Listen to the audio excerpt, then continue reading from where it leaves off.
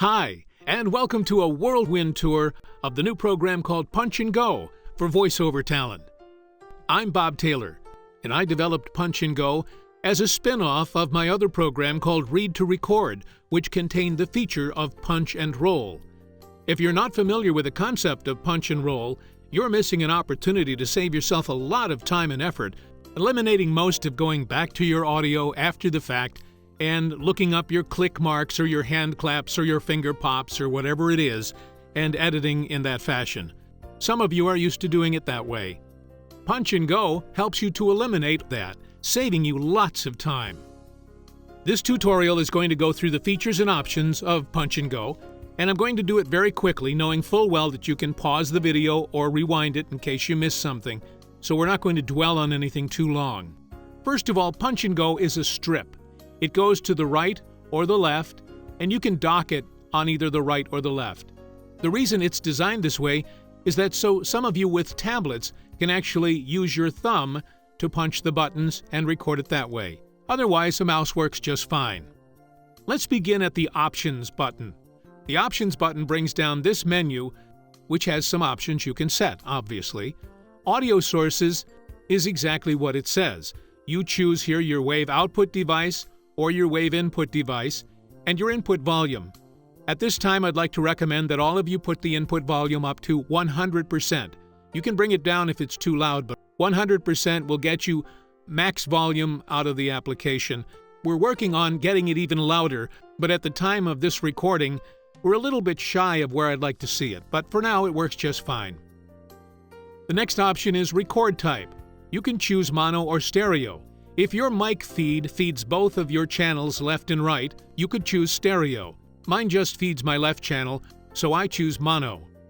Now, after you finish recording your audio in Punch and Go, this icon right here allows you to send the audio to your standard audio editor. Whether it's Adobe Audition or Samplitude or Audacity, whatever it is, you set it up here in this option called Audio Editor.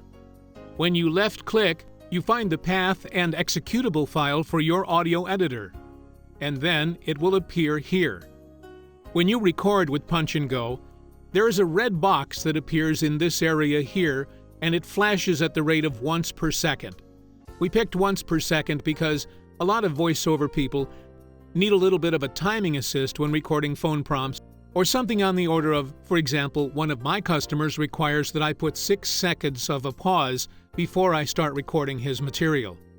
If a flashing box annoys you or distracts you, you have the option of removing the flashing box or stopping it by hitting the flashing signal option right here. Always on top does exactly that. It puts Punch and Go on top of all other applications, and it stays visible all the time. The dock side option puts the application strip on the right or the left. In Help is the option to register the program. That's pretty simple. Here's the registration ID for the machine that it's sitting on right now. You simply press copy, and you send that registration ID to us. We in turn create a key file for you and send it back to you.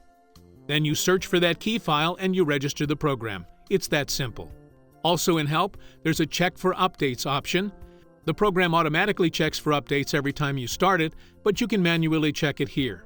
There will be online help available, and this tells you about the program and a little bit about your license and how many days left you have. The timer here simply records the running time of the audio that you're currently recording. The Record button starts the recording. The Play button plays back the recording. The Punch button is really the magic of the program. It allows you to punch in at a certain point of your audio and then start reading again over the top of the mistake that you made. Rewind rewinds your audio 5, 10, 15, 20, or 30 seconds back from the end of the audio that you had. Now, earlier I mentioned that Punch and Go is sort of a spin-off from a feature in Read to Record, another VOA that we offer. We did a video recording of the concept of punch and roll, and it's good enough that we don't think that we're going to do another one just for Punch and Go. So we're going to give you the opportunity to watch the Read to Record Punch and Roll video because it describes Punch and Roll very nicely. So there's no reason to reinvent the wheel. Just imagine that working here with Punch and Go. Now, before you start recording in Punch and Go, you have to set a directory up. You pick a directory on the computer where you want the file to be. and then you have to name the file. So I would just say this would be test file 01. That would be the name of my file. And when I record, I'll just start recording right now.